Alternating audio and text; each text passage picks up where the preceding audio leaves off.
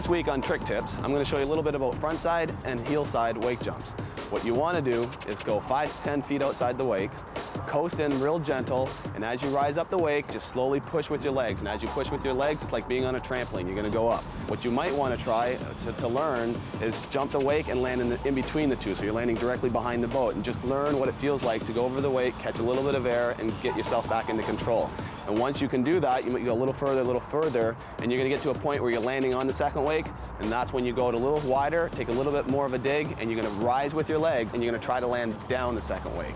One of the most important things about jumping the wake is knowing how to rise. And I use the word rise because it's very important. Some people like to use the term kick, and they misunderstand it. Kick is just one quick motion of kicking.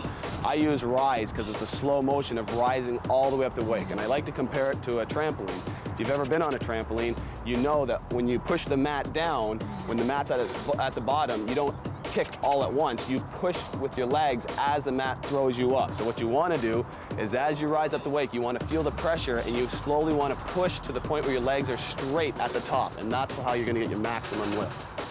Another important part is when you're edging into the wake, you don't need much edge. As you can see when I do it, I'm just going out 5 to 10 feet, I'm hardly edging, and all I'm doing is using my legs to get me from one side to the other. Your legs is what's going to get you up, and the edging is what's going to give you distance. So when you're first learning, you don't want the distance, you just want to learn how to go from wake to wake. The difference with heel side and toe side is heel side, it's a natural position to be in. When you cut out this one way, being left foot forward, when you come into the wake, it's almost like you're squared up with the boat. So it's a natural feeling just to be able to edge this way. Now when you come in toe side, it's going to feel really weird because you're already sideways on the board, and it's hard enough to stay in that position. But when you're cutting this way, this is the position you're going to be in.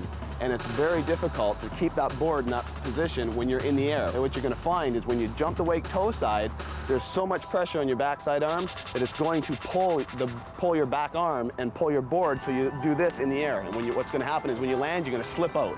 When you rise up the wake, you want to try to put a lot of pressure on your front arm to hold yourself in position and just kind of freeze. And know that when you land, don't relax. You're going to have to try to land and keep your direction going in the motion that you're moving. And that is the most important thing about wakeboarding, is learning how to properly jump the wakes. Once you can do that, you're on your own, and you're going to be able to do a lot more after that. Hopefully you found these trick tips helpful. Go out in the water and give them a shot. From West Palm Beach, I'm Jeremy Kovak, and you're watching World of Wakeboarding.